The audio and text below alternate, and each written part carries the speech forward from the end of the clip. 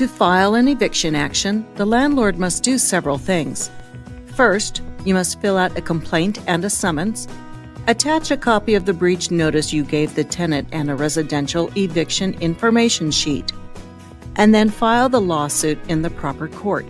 Go to azcourthelp.org to locate the court where the hearing will be held.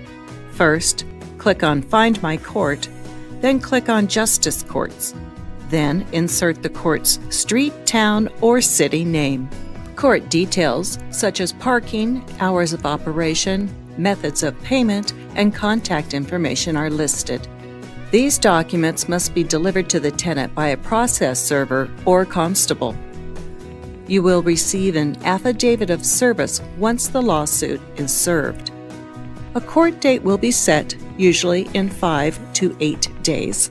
The landlord should bring a copy of the notice, lease, accounting ledger, and Affidavit of Service to the court hearing. The court will call the case, and the landlord and the tenant will walk up to the bench.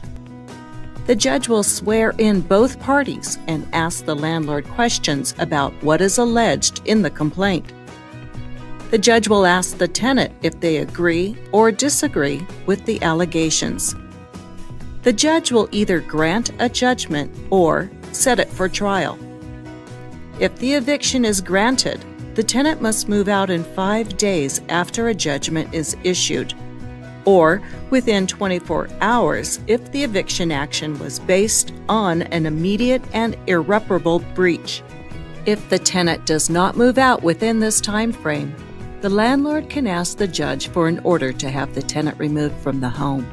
This order is called a Writ of Restitution. Only a constable or a sheriff can serve the writ and make the tenant move. The landlord cannot change the locks or enter the rental unit until the Writ of Restitution has been issued by the court and served by the constable or sheriff. For more information about what to expect once you get to court, watch the video entitled, "What Will Happen in Court?"